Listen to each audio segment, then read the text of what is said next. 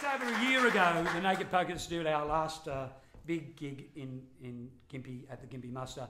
It was a big event, and we were also saying goodbye to Bobby Miller, who was one of our great troupe who passed away. And people were asking us who we're going to replace Bobby with, but you don't replace members of your family, I don't think, anyway. So we did the last show and put it to bed. So I had country music fans come along to all our shows. Up there in Tamworth, we were doing 12 shows in the last week, and they were all sold out, and we were supposed to be the funny guys. So it came as an absolute blow to many of those people who expected that's what we're going to see when you come along to a Pat Drummond show. When I walked out on stage and did the song I did first here tonight, the song that I'd written after I'd been in the detention camps for the refugees, and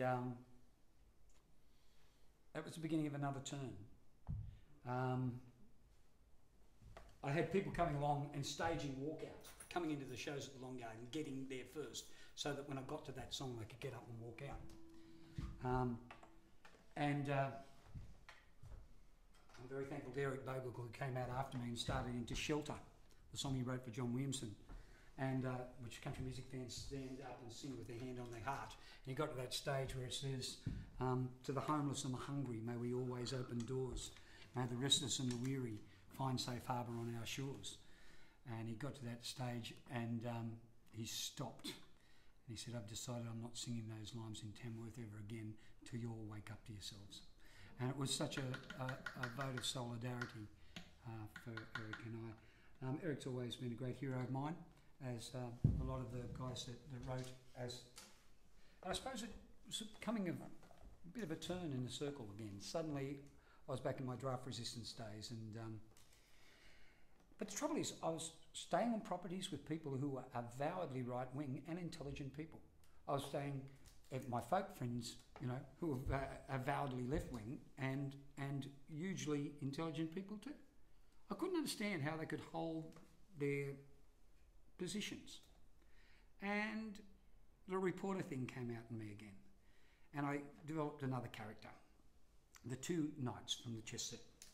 And basically I'd come out on stage dressed half in black and half in white, with half a beard. I had to wait 2 weeks to grow it up every time I had to shave it off before I could do another show. And basically I'd worked out in this age of multiple news sources where people get out of bed and they go to Facebook or they go to the news source of their choice, people had started to filter out anything that they didn't want to hear by making sure, if you were a lefty, that you never listened to Alan Jones. Making sure if you were a right-wing bloke, you'd never dream of turning on Philip Adams, when the truth is, if you're going to have a democracy, you've got to listen to both of them. And so few people do it.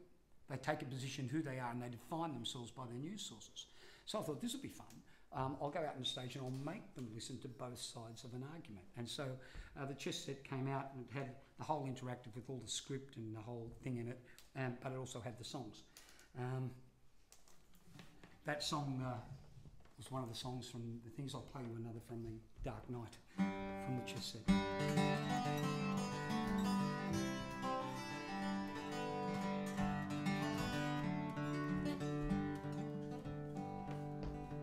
10,000 miles away, the captain banked the airplane.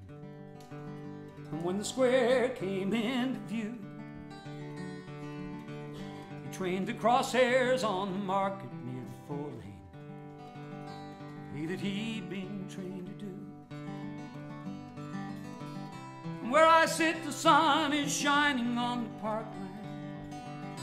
Where I sit, the sky is blue. I guess it isn't really happening unless it's happening to you.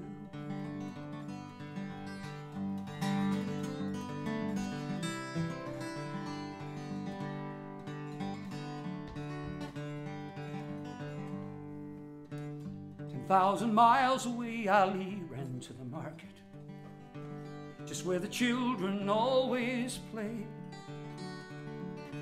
The bunker bomb was laser guided to the target. It blew both his arms away. From where I sit, my child comes running through the playground. She's just got out of primary school.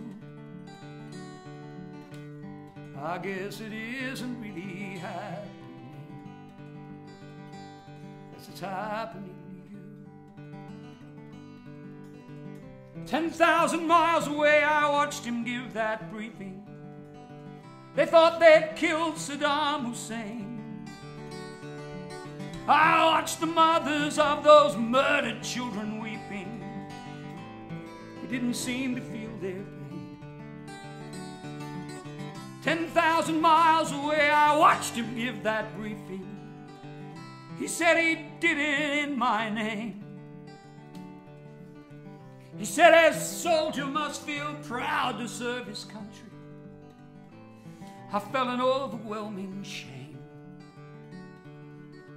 10,000 years from now, the world will know no armies. They'll know what I know to be true. Each man's responsible for what he does himself, even things they order him to do. And all my visions of the future are just ashes, dreams that never will come true.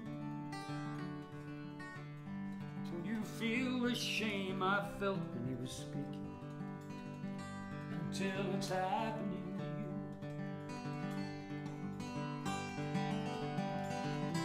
Till you realize that we are all the enemy, whatever uniform we choose. Till you feel the shame I felt when he was speaking, until it's happening to you.